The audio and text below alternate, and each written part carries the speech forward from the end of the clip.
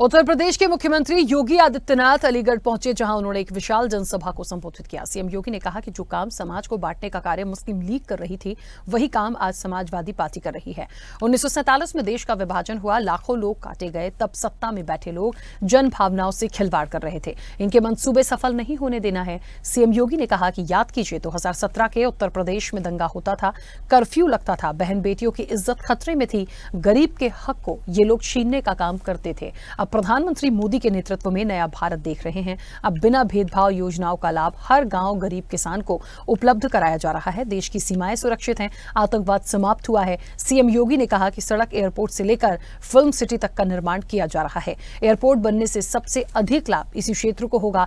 हर गरीब को राशन, इलाज, उज्ज्वला योजना, बिजली की व्यवस्था है। सब कुछ सरकार दे रही है। विकास भी है और गरीब का मान भी है। विरासत का सम्मान भी है। वे गरीब के हक पर डकैती डालते थे।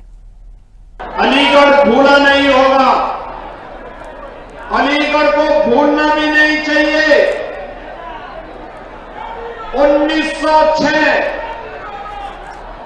1906 यही अलीगढ़ है जब यहां पर भारत के विभाजन की नींव रखने वाली मुस्लिम लीग की स्थापना इसी अलीगढ़ में हुई थी।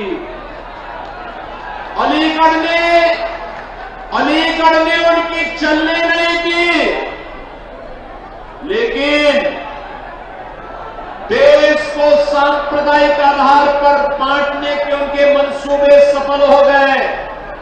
याद रखना, मुस्लिम लीग की स्थापना कराची में नहीं हुई, इस्लामाबाद में नहीं हुई, ढाका में नहीं हुई, उसकी स्थापना इसी अलीगढ़ में हुई थी। वे खतरनाक मंसूबे अभी भी समाप्त नहीं हुए और इसीलिए मैं आया हूं। उस समय जो काम समाज को बांटने का, उस समय जो विभाजन की खाई समाज को बांटने का मुस्लिम लीग कर रही थी, वही कार्य तो आज समाजवादी पार्टी आपके बीच में कर रही है, वही काम कर रही है।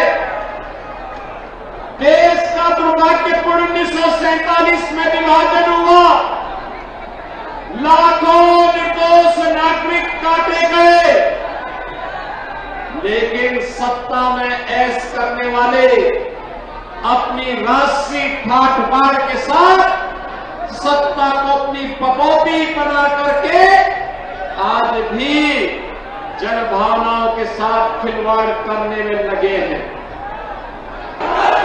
भाइयों, मैं आप सबसे यही कहने के लिए आया हूं, जो काम मुस्लिम लीग ने किया था, वही काम आज समाजवादी पार्टी कर रही है। इसलिए इनके मंसूबों को हमें सफल नहीं होने देना है।